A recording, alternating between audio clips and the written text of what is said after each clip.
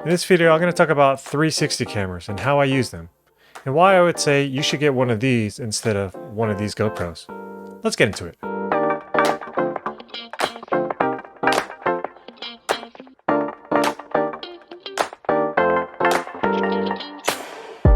My name is Patrick and this is Everyday Tech for everyday people.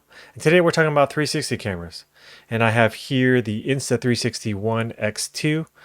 But in the past, I've owned a number of 360 cameras. I've owned the Samsung Gear 360. I've owned the GoPro Fusion. Later on, they came out with the GoPro Max, which I never owned. Then I've tried out the Ricoh Theta. I've also tried out the Insta360X, the first version of this. So I've owned a number of 360 cameras in the past. So I've always been interested in 360 cameras, and maybe not for the reasons why what people think of 360 cameras are used for. I'm not really into the aspect of virtual reality or the metaverse. I'm not into real estate videos where you can do virtual tours. I'm actually interested in the creativity that it comes with 360 cameras and in creating regular videos like this. Now, the awesome thing about a 360 camera is you don't have to worry about composition right away. Basically, you put a selfie stick to this, hit record, and you're ready to go. And then in post-processing, you can do all the composition you want afterwards. And you get to choose the number or the different angles. Basically, you have an unlimited amount of angles to choose from in post-processing. Now, I'm going to show you some footage that I took of me and my daughter walking home from school.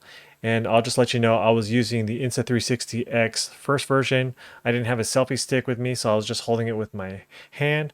But actually the footage came out pretty well. So here's some of that footage now.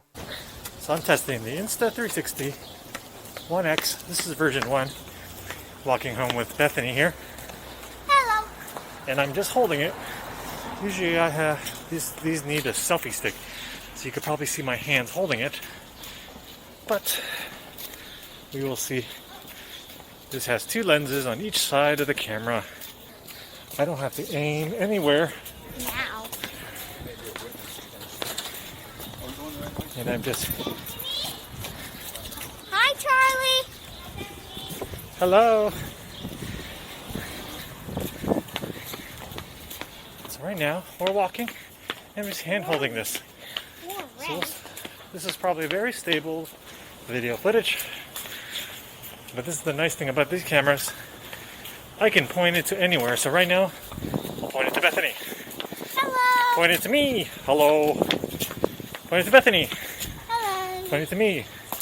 So as you can see from the footage, I didn't have to worry about where the camera was pointing to. I just have to hit record and go. And then in post-processing, all the camera movements, all the different angles I did was done using the apps. Now, I was using the Insta360 app on the desktop for that one, but you can do it on your phone. You can do it with Premiere, and you can do it with Final Cut Pro as well. So I'm going to show you how we can do that right now. So here we are in the Insta360 Studio app on my Mac. The process I'm going to show you here is very similar to the process that you'll do on the mobile app, on the iPhone or iPad, and even on the Android platform as well. But on the mobile apps, actually they have a few more features than they do on the desktop studio app here. But here is a video of me walking around. I had a little break today. No one was in the office at the time except for me. But I'm just walking around the office here. And as you can see, it's a very wide shot. Pretty stable for what it is. I didn't have the selfie stick, so I'm just hand holding it. But if we go ahead and pause it here, this being a 360 video, I can just go around and kind of show you all the different, 360 view of the entire office here, and then just go around here. But the way we can do some effects and the way we do the reframing, as they call it here, is we're using keyframes. So we can set a keyframe here, and that's the position that you want to start, and then you set another keyframe later on, the position where you want to end up. So I'll show you how that is. I'm going to be using my Command K here as a shortcut, my keyboard shortcut here. So I'm going to set a keyframe here. We're going to go a little bit further down, set a keyframe here, and go a little bit further, set a keyframe, and at this keyframe, I'm going to turn it around to myself. So basically, let me zoom in here. From this keyframe to this keyframe, I want to turn around. That's how fast it's going to turn around.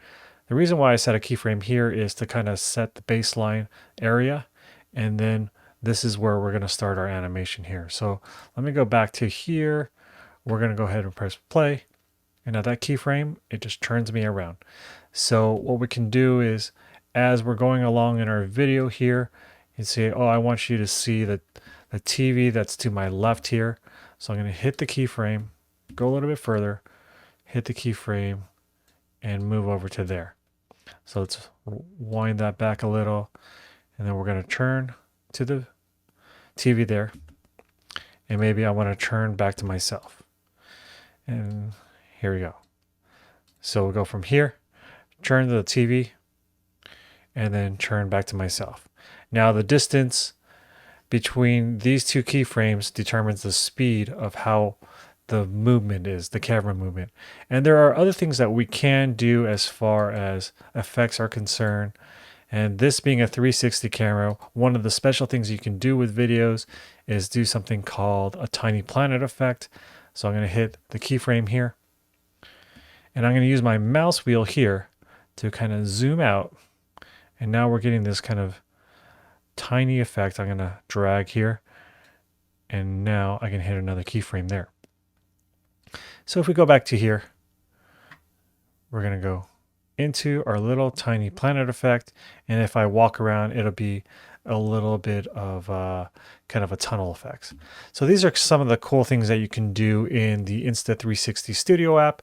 And if I wanted to do this in Premiere or Final Cut Pro, I can do the same thing, but I would have to export it in a certain way to get that done. Then along with being 360 video cameras, these also take 360 photos as well. And so you can do some cool effects with them. Of course, you can put them into a viewer as a 360 photo, have the user scroll around, but you can do some other really cool effects. You can do the tiny planet effect, or you can do the reverse of doing kind of a tunnel effect. So here are some examples of some photos I've taken with the 360 camera.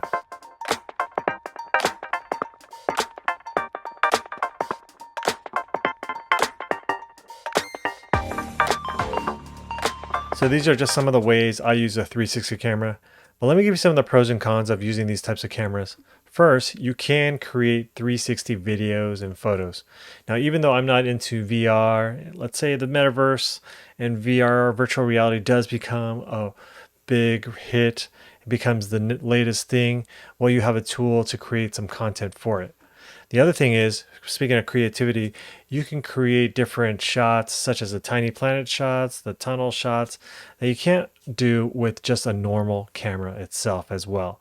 And then as far as these cameras are concerned, the stabilization, especially with these Insta360 X cameras, the stabilization is like next to none. Even though the GoPros have awesome stabilization, there's just something about the 360 cameras on the next level of stabilization as well. Well, what about the cons of using these kind of cameras? Well, first of all, the image quality. First, this is a 5.7K video quality, which sounds like a lot, but when you actually bring it down, that's 360, right? When you bring it down into a normal non-360 video, you can only bring that down to a 1080p video. And my GoPro here shoots 4K. So definitely the video quality is not as good as a GoPro. You're really not shooting in 4K unless you go up to an 8K 360 camera. So that's one of the downsides.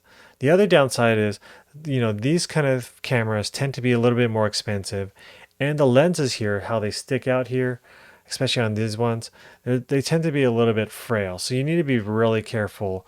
I can just throw this GoPro around, and I have, and it's taken a beating, but it's kept up with me very well. Now, as far as what camera to get, I would say this is the one to get. This is the Insta360 One X2. Yeah, it's pretty good for the price. The first version had a very useless screen. It just told you what modes you were in and some basic functions. This actually gives you some preview of what you're seeing. And then the post-processing apps, the Insta360 apps, both on the phone and on the desktop, are awesome. And of course, I talked about the stabilization. all the 360 cameras I've used have pretty good stabilization, but this one is probably the best I've used. And at the price, this is probably at the best price point. I think this is the one to get. Have you used a 360 camera? Would you consider getting one? Leave a comment below. If you like what you see here, give it a like and consider subscribing. Until the next one, see ya.